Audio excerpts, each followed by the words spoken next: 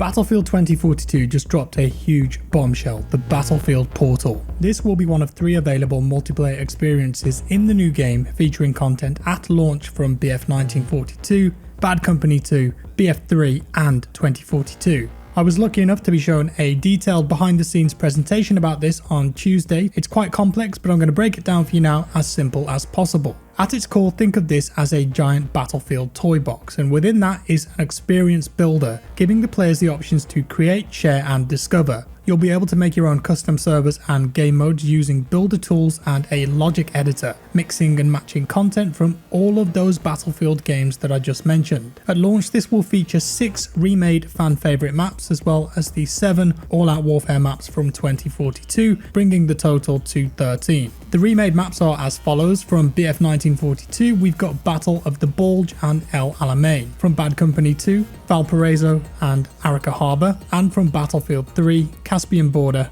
and NOSEHAIR Canals. These maps are all built on the new Frostbite engine, rebuilt assets in 4K 60 FPS with the latest graphics and reimagined with the new tech available. For example, the 1942 maps will now feature destruction and weather effects which they didn't originally have, and Valparaiso will have a low tide version as an option to accommodate 128 players if you want to do that. All of these maps can be played with their original player counts too, and on the new consoles and PC you can run up to 128 players if you choose to. PS4 and Xbox One will be 64 players only, the same as their all-out warfare experiences. Additionally, they said that as new content is added to the game in live service, it will also be added to Portal as well. Some of the fan favourite weapons, vehicles and gadgets have been remade too. This isn't just about maps. I've made some graphics here to showcase what will be available for those eras of games when 2042 releases. Feel free to pause the screen, screenshot and share any of this if you'd like to. They've got all the big hitters in here, from the M16A3 to the Kar 98, the T90,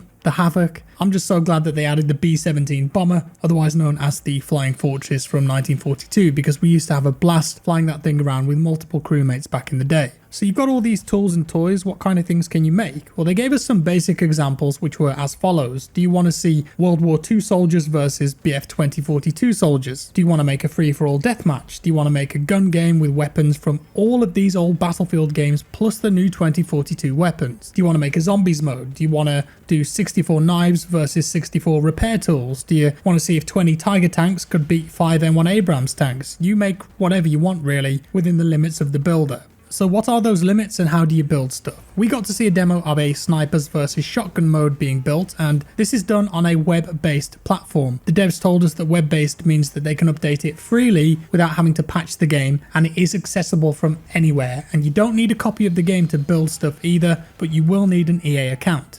We were then presented with a basic building tool to start with that offered some official preset templates for game modes like Conquest, Rush, Team Deathmatch, etc. And you can then choose that to build off of where most of the initial legwork is done already, or you can start from scratch, completely custom. You then pick your eras. Do you want BF3 versus BC2 for example, or do you just want to make a vanilla 2042 server? You then pick your maps and map rotations, and what's cool about this is that they've made bubbles of maps as an option too. So say you didn't want the whole map, instead you wanted to build a smaller experience but with 128 players, RPG only, a bit of chaos, and you only want it at the gas station on Caspian Border. You then choose the team size. So do you want 40 players max? Do you want it to be asymmetric teams? Do you want to go to the extreme of 127 German World War II soldiers with knives versus one player with an M240B light machine gun? Or do you want the typical 64v64 experience? Next, you can select what classes are available. Do you want to disable snipers? Do you want to make it engineer only? And then you can go into that further and disable or enable specific weapons, guns, attachments, vehicles, gadgets. Do you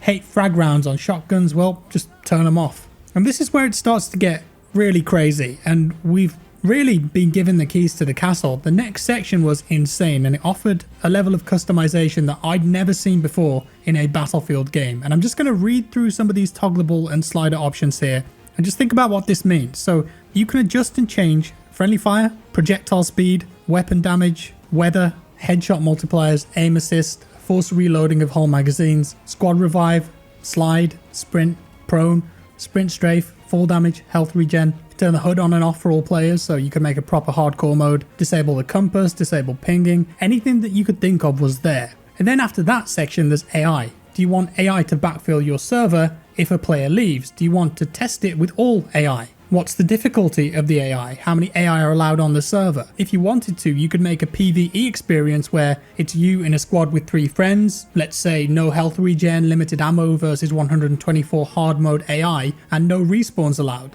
And finally, this is the icing on the cake. As an option, you can then go into a more advanced version of the tool known as the logic editor with scripting, and this is going to really enable special experiences to be built. In this, you can create and edit actions, you can create rules, values, variables, subroutines, literals, control actions, array. You can script the ability to create a server message and notifications when something happens in the game or when someone joins. And then when you're finished, you're all done, you give your server a name, a description, a password if you want, and it will generate tags which will let players know what kind of experience it is, and players will be able to filter tags to find something that they want to try. You then have the option to share it privately or publicly, and it will generate an alphanumeric share code which you could keep private, send it to a friend. You could share a version of it online that other people could launch your game mode off, they could play, they could look at it and modify it if they wanted to. Is something not quite working as you want to with your game mode?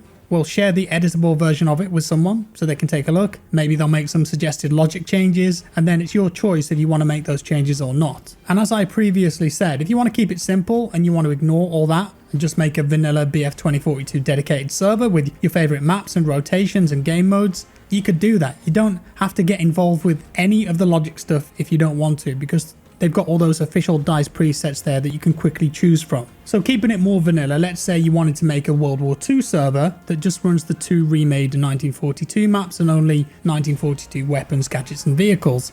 That's an option. Or do you want to have a server that's all of the 2042 maps but without specialists? Then make a server that's BF3 era teams and classes only, but give them the 2042 weapons and gadgets. The possibilities here are eye-opening. As for discoverability, in this portal section of BF 2042, DICE will offer some of their own pre-made custom experiences in a carousel which are easy to find, but they will also highlight some of the favorite and most popular community creations too, and you'll be able to use filters, search and turn tags on and off in a server browser. Wrapping things up at the end of the presentation, there was a Q&A section, and I picked out some of the most interesting responses in that. Official guides will be coming. There'll be good tutorials teaching players more complicated things in that logic editor with Wikipedia-like pages and info. They also expect that the community will make their own video guides and databases. The old school classes are in those respective games, so for BF3, as an example, you'll have Assault, Support, Recon and Engineer. In BF 1942, you'll have stuff like the Anti-Tank class. You can use the vehicle calling system across eras. There's currently no geometry or spatial editor.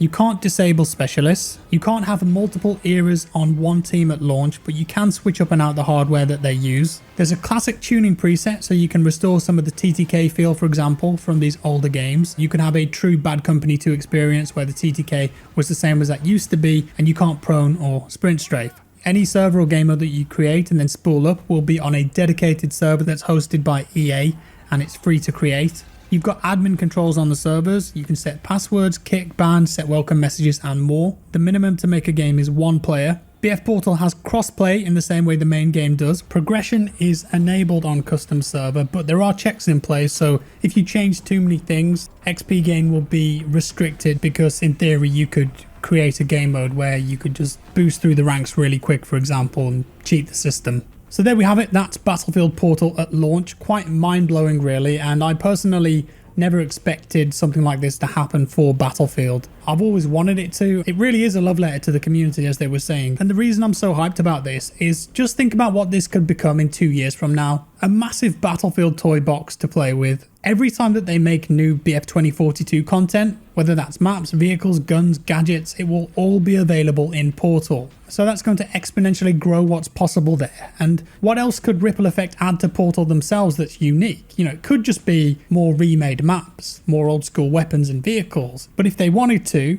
they could get really crazy with it and start adding a dinosaur pack, a zombie pack, pirates, 2142 mechs, new game mode options, new actions and commands, maybe even Battlefield Hero stuff. I personally can't wait to get my hands on this and just play around with it. I mean, that shot in the trailer with the World War II soldier in the BF 2042 map, something about that is just so cool to me. The time traveling World War II squad, it just inspires so many ideas. And to think about all the crazy game modes and scenarios that people are going to come up with, and the fact that they are truly embracing that fun sandbox element of Battlefield just makes me really happy, and I think they're ticking all the right boxes with this. Open beta will be in September, by the way, forgot to mention that. And that's all. Let me know your thoughts down in the comments below. Thank you for watching. If you enjoyed the video, leave a like. If you didn't, a dislike. Subscribe for more, and I'll see you in the next one.